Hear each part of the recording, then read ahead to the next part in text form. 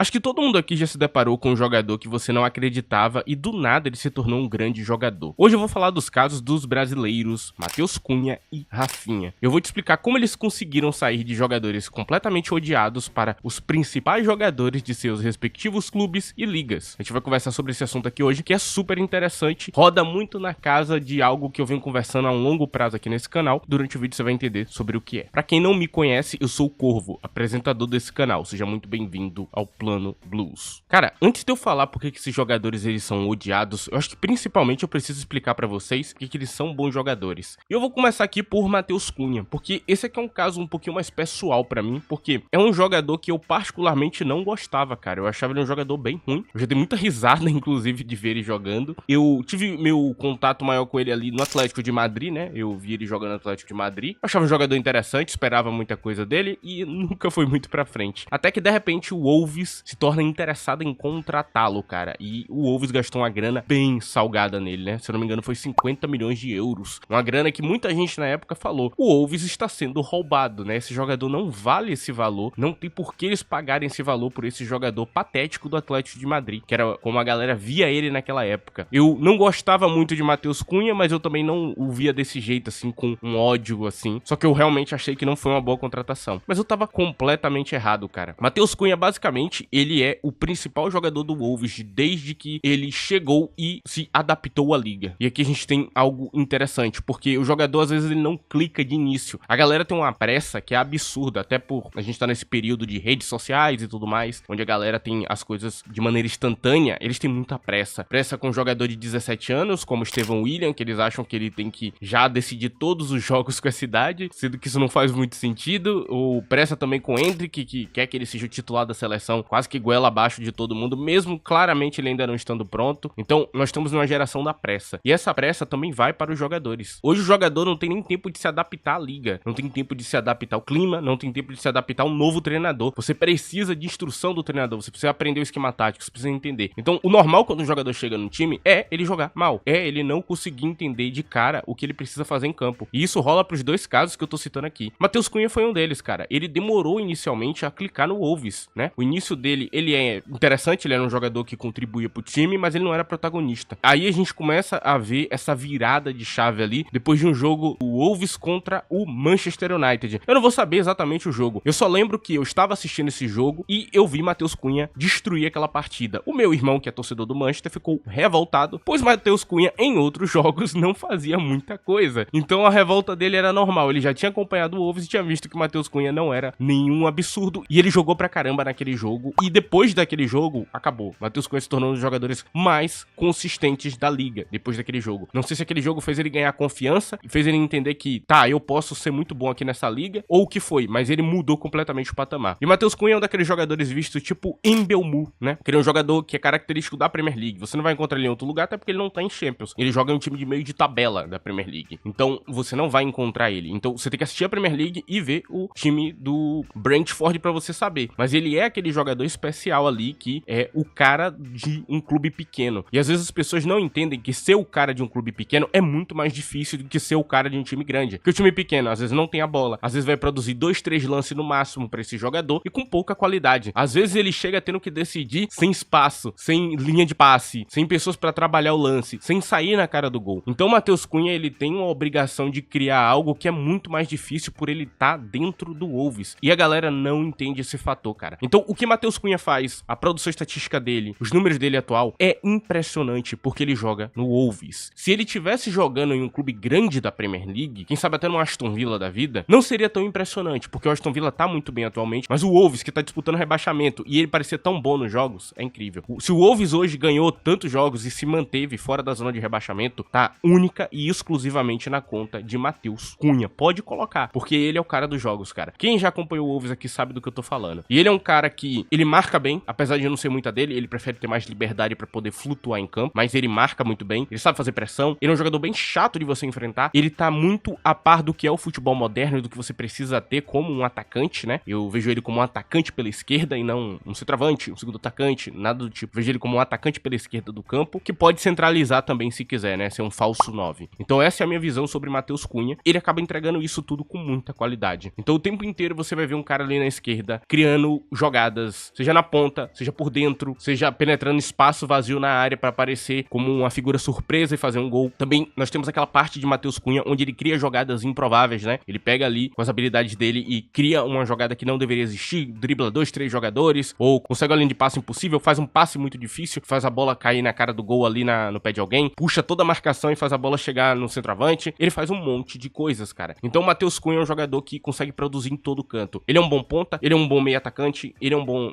segundo atacante e ele é um bom camisa 9 também, se você precisar de um falso 9. Então Matheus Cunha é um jogador muito completo. E ele não tá preso à esquerda do campo, diferente de Endrick, que tem uma balança a um lado do campo e não consegue mudar, pelo menos não por enquanto. Ele não tem esse problema, né? Ele joga mais à esquerda, ele gosta mais da esquerda porque beneficia alguns ângulos dele, mas se ele precisar centralizar ou até pisar mais à direita, ele vai fazer também. Então Matheus Cunha é um jogador muito completo, ele é incrível. Criativamente ele produz muito, ofensivamente ele é extremamente perigoso, qualquer espaço, seja pro chute de fora da área, seja pra criar uma jogada difícil, seja pra achar o espaço certo e aparecer no lugar certo dentro da área quando precisar, ele vai abusar desse espaço e vai ganhar o jogo. Então ele é esse jogador. Rafinha também como jogador é algo muito especial. Ele é um pouquinho diferente, né? Rafinha era um cara que era mais um ponta puro mesmo, ele era um ponta direita, ele não pisava muito por dentro. Inclusive, eu sei que provavelmente Xavi se beneficiaria mais de um jogador que pisasse um pouco mais por dentro, mas ele não tinha. Então, Xavi durante muito tempo tentou treinar Rafinha pra fazer certas coisas e eu acho que realmente isso ajudou Rafinha. Eu acho que Rafinha, quando ele vai jogar ali na ponta trocada ali no Barcelona, né, que ele sai da direita pra jogar na esquerda pra Lamine Yamal ganhar o espaço dele, ele só consegue porque Xavi vinha treinando ele já tinha bastante tempo, né? Ele sofreu a mesma coisa que Matheus Cunha sofreu, né, que é a adaptação. A galera não teve paciência com Rafinha. Rafinha chegou no Barcelona e parecia que ele tinha que ser Neymar no dia seguinte, o que não fazia nenhum sentido, porque não é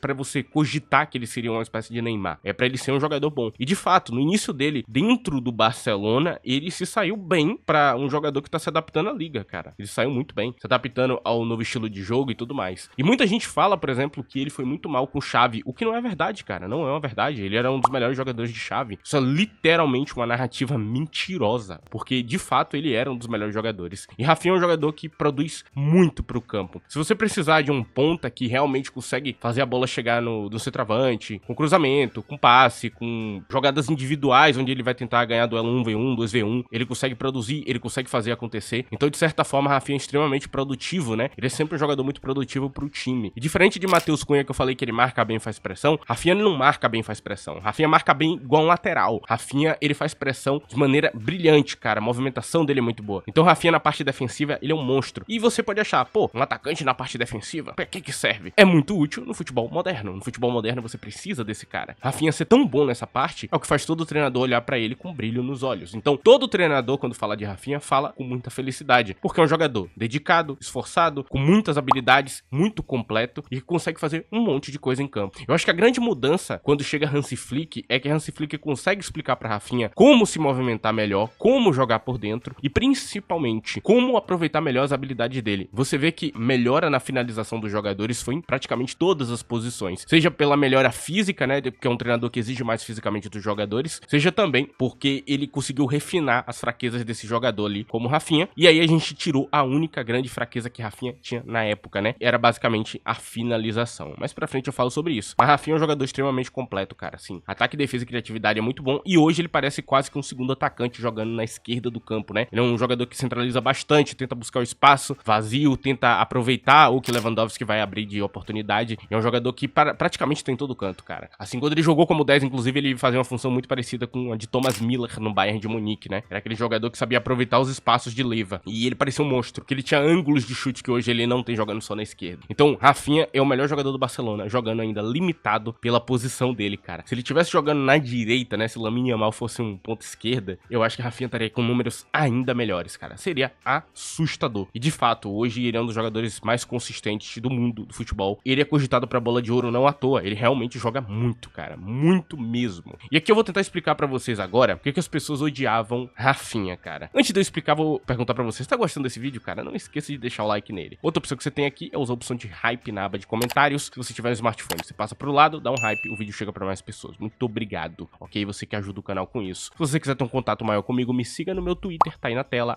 @ddcorvo. Eu comento futebol diariamente lá, ou pelo menos tento. Então, vamos continuar aqui. Agora, grande dúvida, eu falei muito bem desses dois jogadores. Por que a galera odeia eles, então? E aqui a gente entra num ponto que é bem irritante. É um ponto que eu citei comentei lá no início, quando eu tava começando esse vídeo, a chamada narrativa de rede social, cara. Assim, a rede social, ela tem um poder muito grande de criar narrativas que elas não fazem nenhum sentido. Elas não estão pautadas na realidade, não estão pautadas em conhecimento, não estão pautadas em nada, é só narrativa. Uns caras ficam falando mal de um jogador por causa de um jogo que o cara viu, e ele começa a descer o pau no jogador. Agora tá começando a narrativa em cima de Murilo, do Nottingham Forest. A galera tá falando dele de uma maneira como se ele fosse o pior jogador do mundo, porque ele jogou um jogo ruim na seleção brasileira. Assim como rolou durante muitos anos com o Lautaro Martinez, uma literal mentira e distorção da realidade, onde ele era um mau jogador, onde de fato a galera depois descobriu que ele estava jogando a Copa do Mundo de 2022, lesionado, e por isso ele não estava saindo bem. E depois que ele recuperou da lesão, hoje você nota o quão bom ele é. Então o que rolou com eles é muito disso também. E aí nós temos um Rafinha que começa a carreira ali jogando no Leeds, né, onde ele começa a ter o destaque dele, porque ele foi pra Premier League e tudo mais. Eu sei, ele passou pelo esporte, não preciso explicar, eu sei. Ele começa a ter esse destaque maior ali jogando no Leeds, porque ele era um jogador que jogava em um time pequeno e, igual a Matheus Cunha, ele era o grande cara do time, pelo menos no meu ponto de vista. Tinham outras figuras muito interessantes no Leeds no passado, né?